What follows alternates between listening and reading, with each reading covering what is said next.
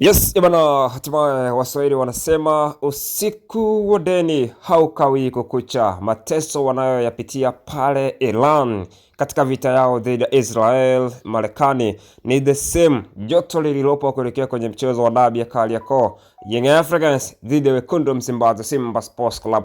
Hiki ni kile ambacho kimefanywa na watu wa Simba Sports Club kwenye uwanja wa New Aman Complex, ambapo majira ya saa 2 na dakika 15 game itakuwa ikipigwa pale. Hapa ni wakati Simba wakienda kufanya mazoezi yao usiku wa mwisho kabla ya kwenda kucheza mchezo husika.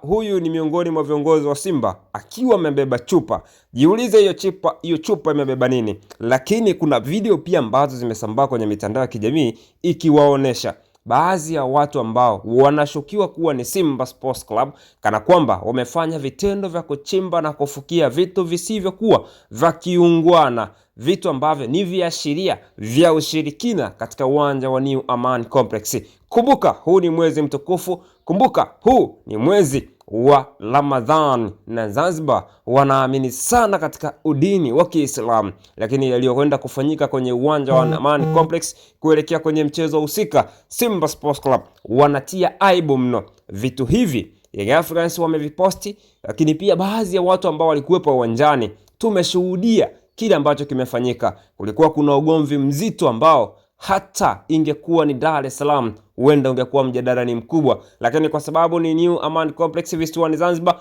huenda tukashuhudia kitu cha tofauti. Ila uhalisia ni kwamba Simba Sports Club wametanguliza mbele zaidi kwenye huu mchezo katika imani za kishirikina kuliko kujiandaa nje ya uwanja.